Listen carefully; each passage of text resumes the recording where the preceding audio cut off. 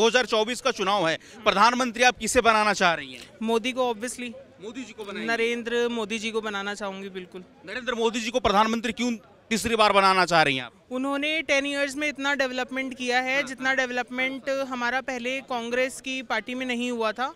तो उसका कंपैरिजन और इसका कंपैरिजन तो कुछ भी नहीं है। 10 इयर्स में इंडिया का इतना डेवलपमेंट हुआ है। पर्सनली उन्होंने फीमेल पार्ट के लिए इतना कुछ किया है, उनको इतना सेफ फील करवाया है, तो मेरे हिसाब से तो नरेंद्र मोदी जी को ही देना चाहूंगी। नरेंद्र मोदी को प्रधानमंत्री बनाना? हाँ जी, हाँ जी, बिल्कुल। राहुल गांधी को मौका देंगे? राहुल गांधी भारत जोड़ो न्याय यात्रा निकाल रहे हैं। वो तो लायक ही नहीं है सर किसी के भी। उसके तो कौन लायक नहीं है? राहुल गांधी, पप्पू। कैसे?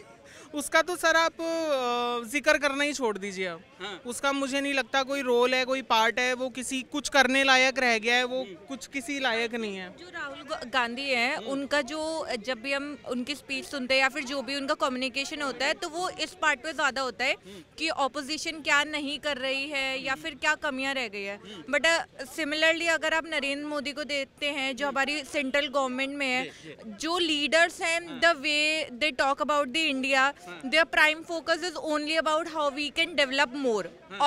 और अच्छा क्या हो सकता है, उनका कभी भी ये नहीं होता कि ये नहीं हुआ था पहले या फिर ये रह गया है। अच्छा, मोदी जी के कार्यकाल में 2 टर्म में पीएम बने मोदी जी, तीसरी बार का इलेक्शन है, तो तीसरी बार आप प्रधानमंत्री किसे बनाना चाह रही हैं? हमारा मतदान तो उनके लिए ही रहेगा, दोबारा से बीजेपी के लिए ही रहेगा। बीजेपी के लिए प्रधानमंत्री कौन बनेगा? नरेंद्र मोदी। नरेंद्र मोदी बनेंगे। नरेंद्र मोदी क्यों बनेंगे, क्या लग रहा है कारण? क्योंकि इतने सारे एक तो डेवलपमेंट हुए हैं और जो कहीं ना कहीं कमी थी इंडिया में कि लोग जुड़ के नहीं थे, कहीं ना कहीं यूनिटी नहीं थी, वो आ गई है। अगेन अब इंडिया जो है बाकी के जो देश है उनसे compete कर रहा है, बीट एम्प्लॉयमेंट, बीट एनीथिंग। तो मुझे लगता है कि जो सेंसिबल हैं लोग वो दोबारा मोदी को। पोजीशन में कौन ऐसा लीडर है मैम आपके हिसाब से जो प्रधानमंत्री मोदी को टक्कर देगा? आई डोंट थिंक सो कि नेता नहीं है। नहीं, मुझे नहीं लगता कि कोई टक्कर दे पाएगा, क्योंकि नरेंद्र मोदी अपने आप में ही सफिशिएंट है और वो काफ़ी हैं। उनके तो साथ में कोई खड़े होने लायक भी नहीं है, तो टक्कर देने की तो बहुत दूर की बात है।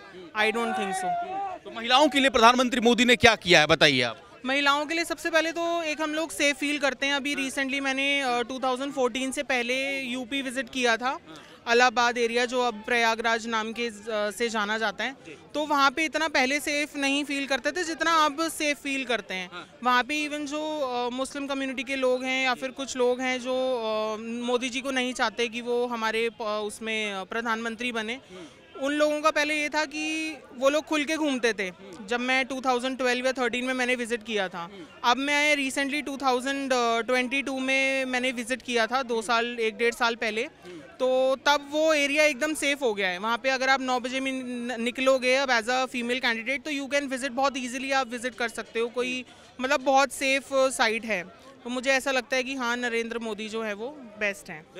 हाँ जी। इसके अलावा कोई विकल्प नहीं है? नहीं, फिलहाल के लिए तो नहीं है। कोई ऑप्शन नहीं दिख रहा आपको? नहीं, अभी तो नहीं दिख रहा है एज ऑफ नाउ।